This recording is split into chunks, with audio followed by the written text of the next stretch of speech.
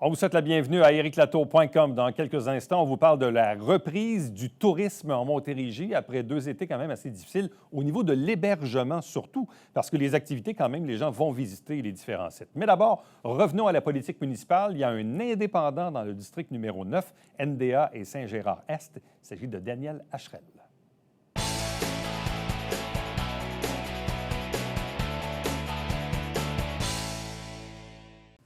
On poursuit notre série d'entrevues avec les candidats et candidates dans les districts électoraux de Saint-Jean-sur-Richelieu. On est maintenant rendu au district numéro 9, Notre-Dame-Auxiliatrice. C'est la partie est du quartier Saint-Gérard, où il y a une lutte à 3.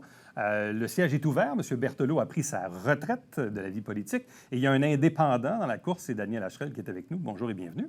Bonjour, Rick. Possiblement le premier candidat à s'être annoncé il y a un an et demi. Oui, 19 novembre, si je ne m'abuse. Je trouvais qu'il y avait un problème de représentation dans notre quartier, puis je voulais donner le choix à nos électeurs. Bien, c'est drôle, le portrait a beaucoup changé, mais j'étais encore le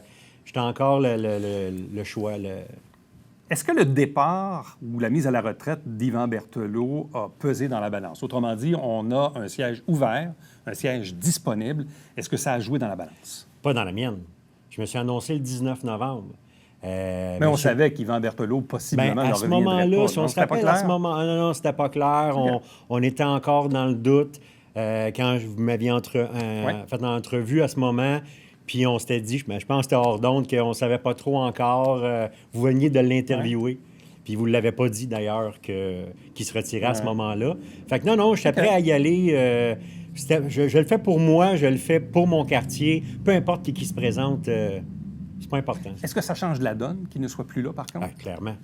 Clairement, là, un open seat, comme on dit en grec, c'est tout à fait un autre terrain de jeu. Les trois ont leur chance. Les trois candidats ont leur chance. C'est vraiment un siège ouvert, puis il faut donner son maximum. Puis c'est ce que je fais. Bon.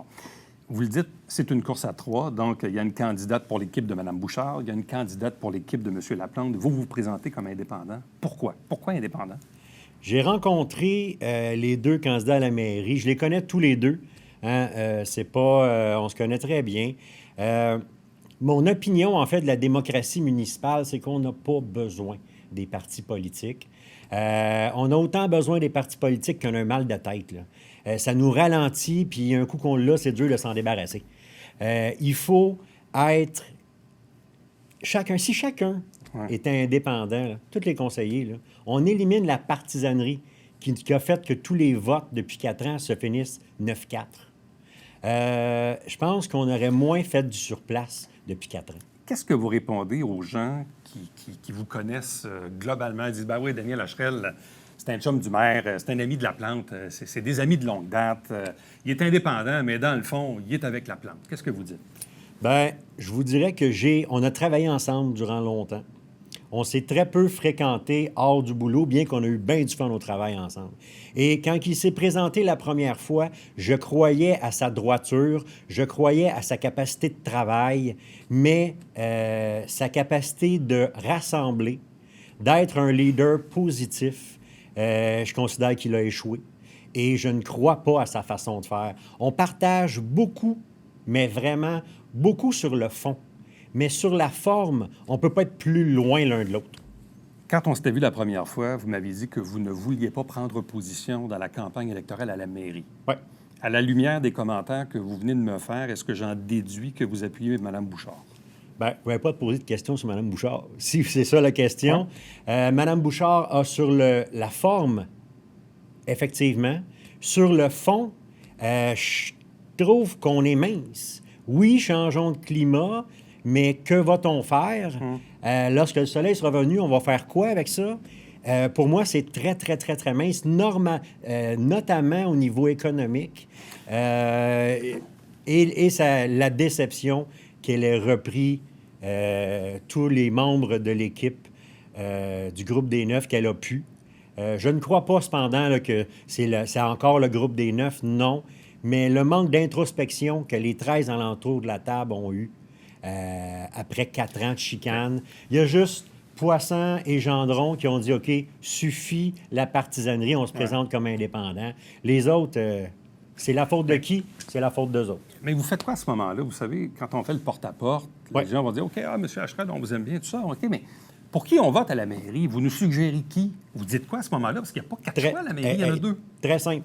Très simple. Si on ne me pose pas la question, je ne me prononce jamais. Mais j'ai la mauvaise habitude que quand on me pose une question, je réponds. Fait que là, vous lui dites quoi? Et ma réponse, jusqu'à jeudi dernier, c'était même mon choix à moi n'est pas fait. Ah, ouais. À ce point-là? Ouais. Oui. Parce que je préfère l'équipe Laplante, les candidats, parce que l'équipe, j'y crois pas, là.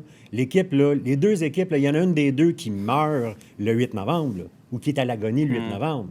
L'équipe qui réussira pas, le parti politique, c'est pas une équipe, le parti politique qui réussira pas à faire élire son candidat à la mairie, à partir du 8, cette équipe commence à mourir. Fait que si vous votez pour une équipe, vous avez une chance sur 2 de voter pour quelque chose qui est à l'agonie, là. OK. Mais votre propre choix n'est pas fait. Jusqu'à jeudi dernier, mon propre choix n'était pas fait. OK. C'est quoi les enjeux dans le district numéro 9? Hey, ça, c'est pas compliqué. Vous allez voir la campagne d'il y a 4 ans, 8 ans, 12 ans, 16 ans, 20 ans, c'est les mêmes enjeux. C'est-à-dire? Mes voisins du district 9, ils connaissent les enjeux. Parce que là, ici, je veux vraiment parler à mes voisins.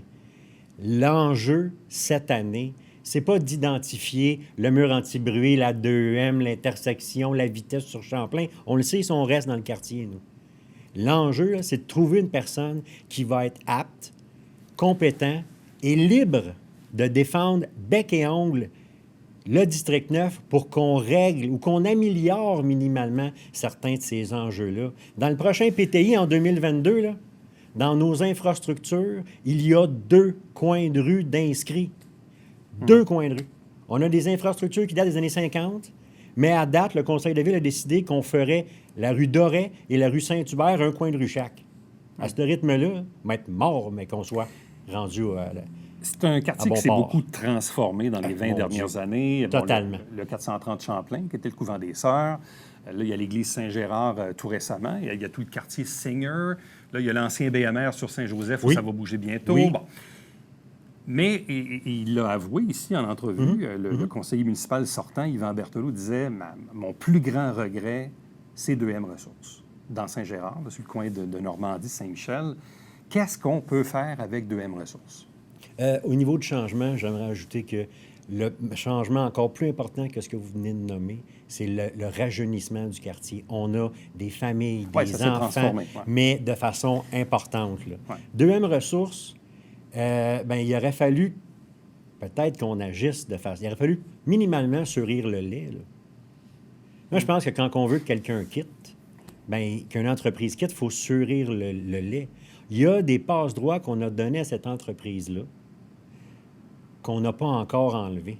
On a fait une entente avec eux, une mauvaise entente, on le voit maintenant. Puis dans le fond, c'est mes voisins là, qui ont pris ça en charge avec un recours collectif.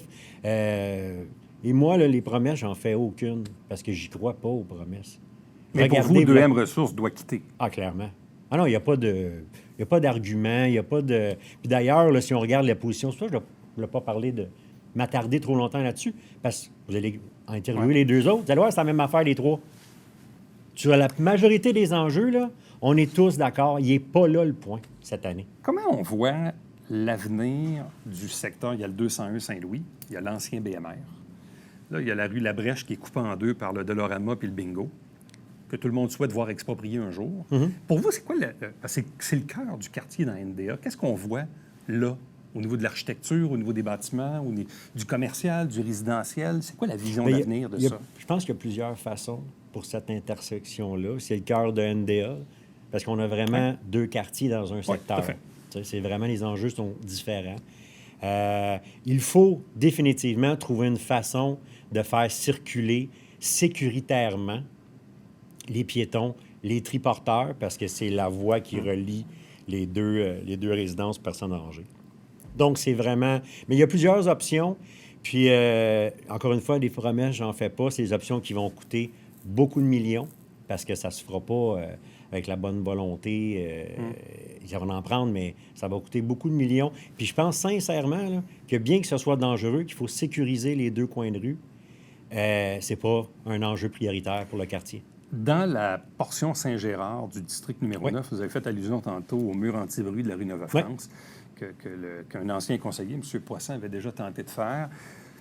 Dans le quartier numéro 6, certains candidats le ramènent, d'autres pas. Pour vous, est-ce que vous sentez vraiment qu'il y a du monde ou du nouveau monde qui habite sur Neuve-France, dans le secteur, à partir de Dorchester jusqu'à Maisonneuve, jusqu'au PFK, là, à la limite? Là? Mais est-ce que vous pensez de que Neuve-France, oui, Neuve-France, ouais. Est-ce que les gens veulent ça? Je dirais que la majorité le veulent. La très grande majorité ne veulent pas payer pour. Parce qu'ils disent, on va faire une passerelle à Saint-Luc, on va-tu faire payer les riverains? Non. Bien, pourquoi nous, on payerait pour ça? Ça se défend comme position. Mais ce qui est important, en fait, c'est on peut-tu trouver une solution la plus rapidement possible? Est-ce qu'il y a des nouvelles... Tu sais, depuis les 30 dernières années, il y a peut-être de nouvelles solutions qui ont apparu. On pourrait peut-être regarder. Peut-être que le béton, c'est pas la seule solution. OK. Et la passerelle Normandie, là, je comprends qu'il y a un enjeu actuellement là, sur les plans et devis, là, mais pour vous, il faut refaire ça. Oui, oui, il y a un enjeu sur les plans, mais sur le coût. C'est une question, c'est une question de sécurité, si je ne m'abuse. Là. Donc, on n'a pas bien le choix. Là. Il va falloir la refaire. Bon, plusieurs souhaitent le 40 km dans les rues résidentielles. Ouais. Bon, le conseiller sortant, lui, a voulu laisser un leg en quittant le 40 km sur la rue Champlain, entre Saint-Paul et Loyola. Est-ce qu'on maintient ça ou pas? La limitation de vitesse dans les rues résidentielles, dans les rues de quartier, Paris est rendu à 30 km/h. Ouais. Lille, Gênes. Il y a plein de villes là, qui diminuent la vitesse parce que dans les faits, il y a très peu d'avantages de maintenir ça à cette vitesse-là. Mais la rue Champlain, 150. Mais la rue Champlain, c'est une rue collectrice. Non, mais je ne parle pas juste de Champlain. Ouais, on parle juste de Champlain, le bord de l'eau. C'est parce que les gens du district 9, ils ne parlent pas juste de Champlain. Ouais. Ils parlent de toutes les rues. Ils me parlent de la vitesse, de la dangerosité. Mais pour vous, la rue Champlain, on la maintient à 40 ou on la remet à 50? Pour moi, la rue Champlain, là, il faut faire plus que du cosmétique là, en changeant le chiffre sur la pancarte de vitesse. Là. Il faut permettre à tous les utilisateurs de la rue Champlain d'être sécures et tous les résidents aussi. Ouais. Parce qu'on oublie, c'est une rue de transit. Il y a du monde qui reste là aussi. Là. On peut s'occuper de leur quiétude puis de leur vie au quotidien, pas juste de ceux qui traversent le quartier, parce qu'il y a plus de 10 000 véhicules par jour. Il y a des dizaines de milliers de véhicules par jour qui traversent notre quartier. Mais d'abord et avant tout, un quartier, c'est pour y résider. C'est pas pour passer dedans. À 40, 30, 50, 70. Daniel Hacherel, merci beaucoup. Hey, merci à toi. Restez avec nous. On vous revient après ceci.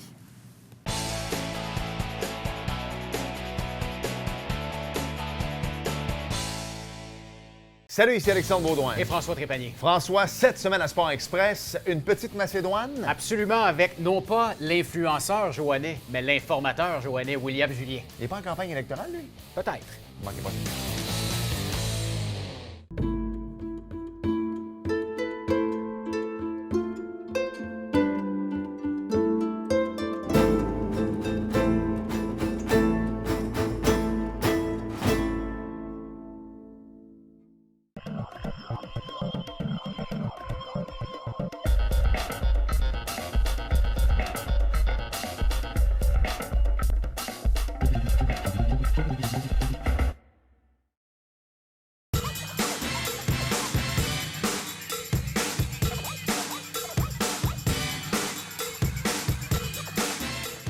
Dimanche, 9h30, Télé Bingo, on vous attend.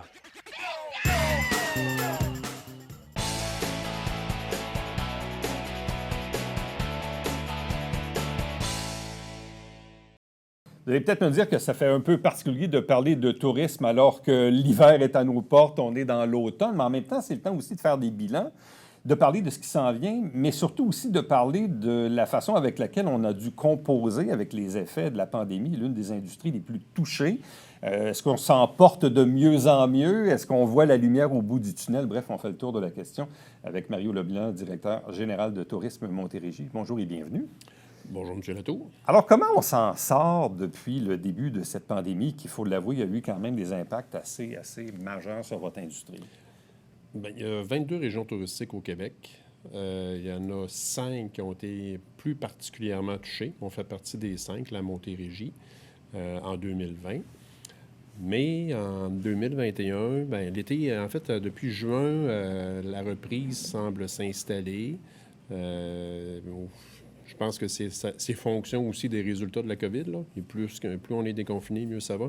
Mais il reste quand même que la Montérégie, à l'été 2020, est l'une des régions qui a connu la plus forte croissance. Il faut dire qu'on partait de bas également. Ouais. On est loin d'avoir rattrapé tout le temps, tout ce qu'on a perdu depuis 2019, mais la tendance est bonne.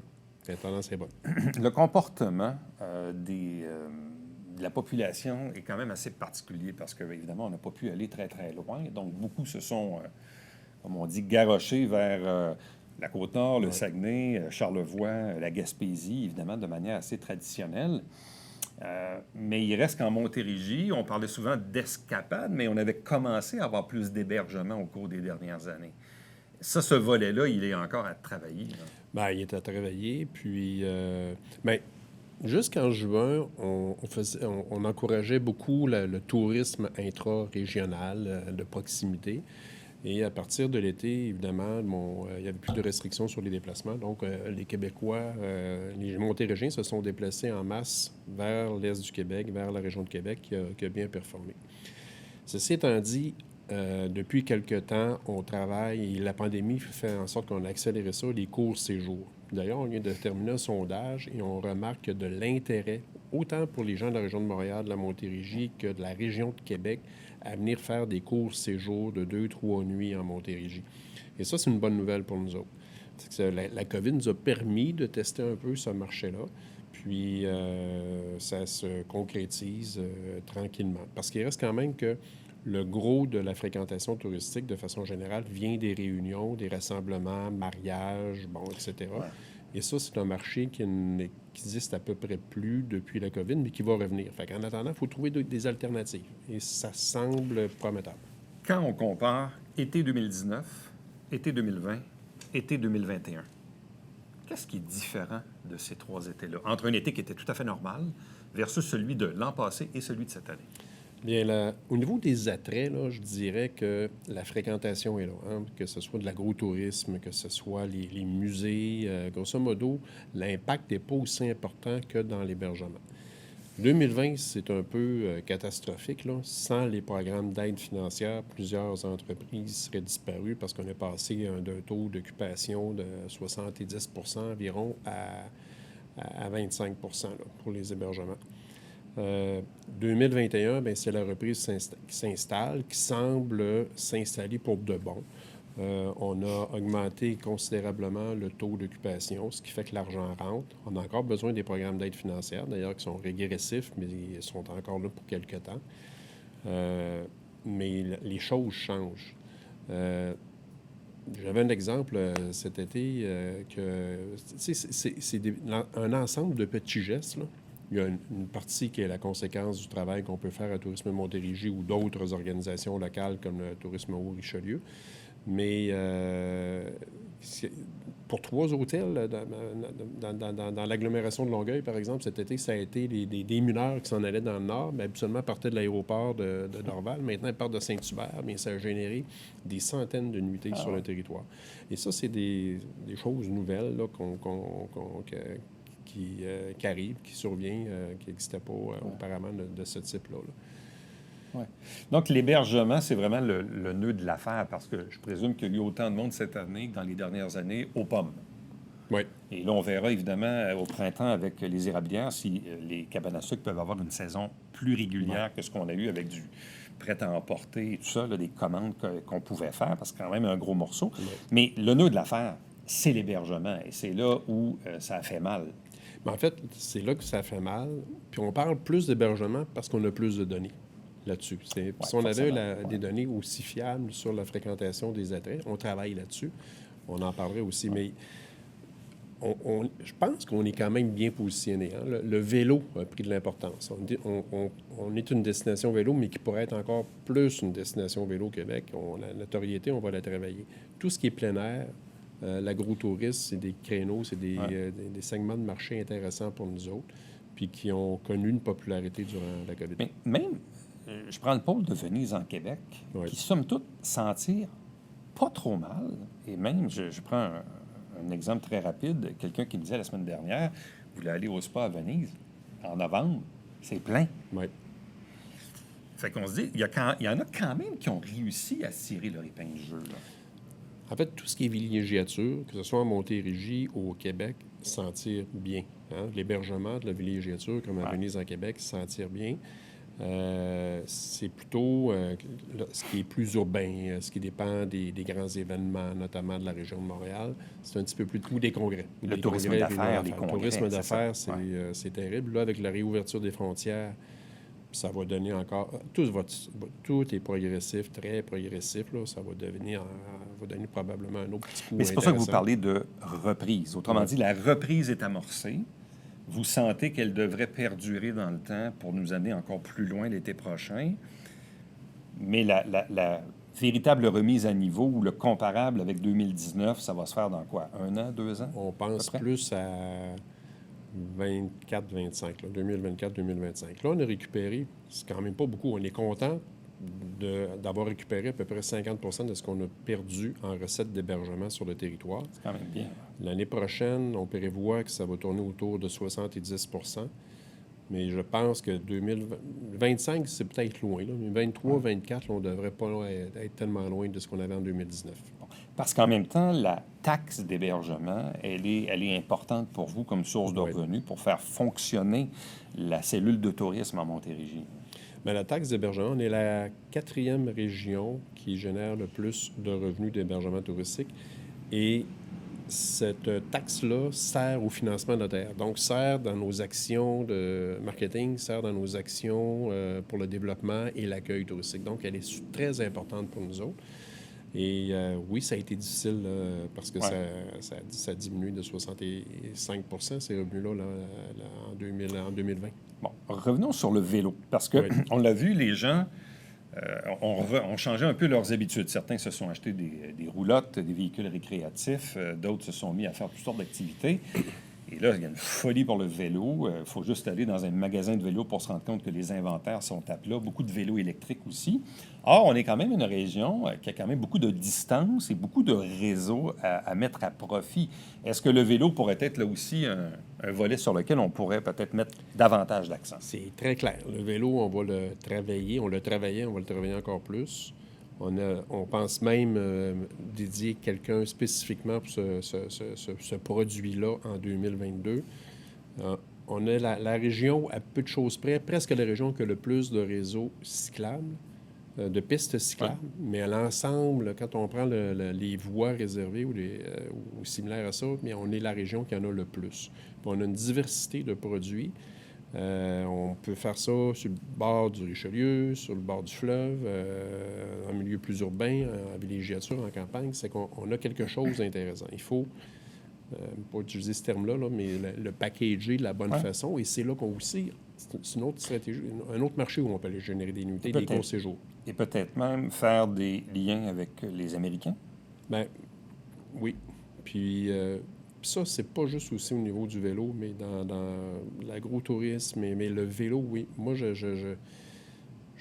j'attends que les frontières ouvrent, là, on attend ça, puis j'aimerais aller rencontrer les gens de Burlington là, pour voir, est-ce que, au lieu que, par exemple, Venise en Québec soit comme à la fin d'un parcours, ou au début, dépendamment où on se place, mais il pourrait être au cœur d'un parcours entre les États-Unis et la région aussi, là. On va déjà lancer un produit avec Montréal et les cantons de l'Est en vélo pour l'automne, pas l'automne, la saison d'été prochaine. Mais pourquoi pas développer quelque chose avec les États-Unis? Là? Il y a quelque chose à faire, c'est sûr. Il y a eu aussi un nouveau produit là, qui s'est émissé en cours d'été, celui de Allô Richelieu, là, les bateaux électriques avec les 4 points pour aller à Saint-Paul, Sabrevois, Saint-Blaise, Saint-Jean. Évidemment, c'est nouveau, c'est quelque chose qu'on a démarré. Est-ce que ça aussi, est-ce que l'expérience a été intéressante comme premier bilan? Est-ce que c'est prometteur pour la suite? J'ai pas eu les résultats du bilan.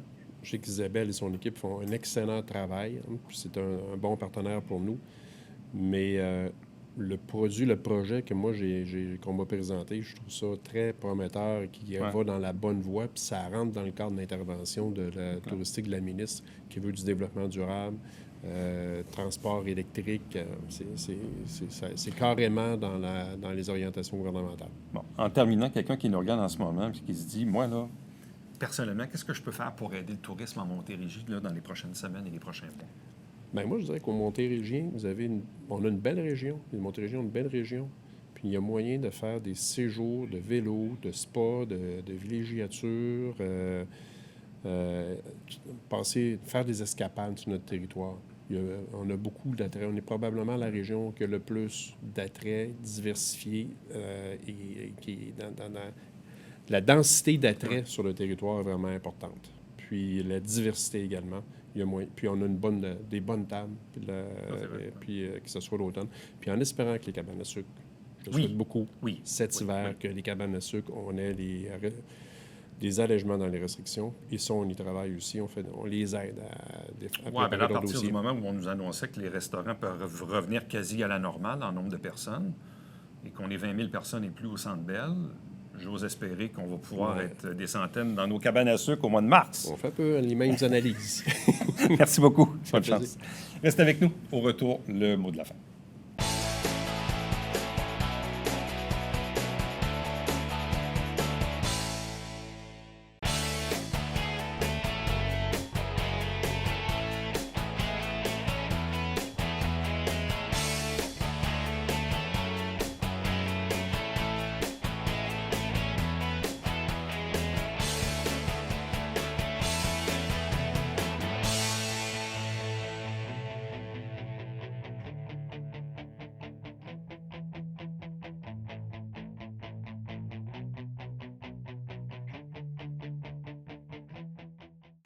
Si vous avez des questions à l'égard de l'élection, le vote par anticipation, le jour du vote, l'endroit pour aller voter, la liste de révision, les modifications, allez faire un tour sur le site Internet de la Ville de Saint-Jean, donc le fameux sjsr.ca/élection municipale. Vous allez avoir une panoplie d'informations, évidemment, en prévision de l'élection municipale du 7 novembre prochain.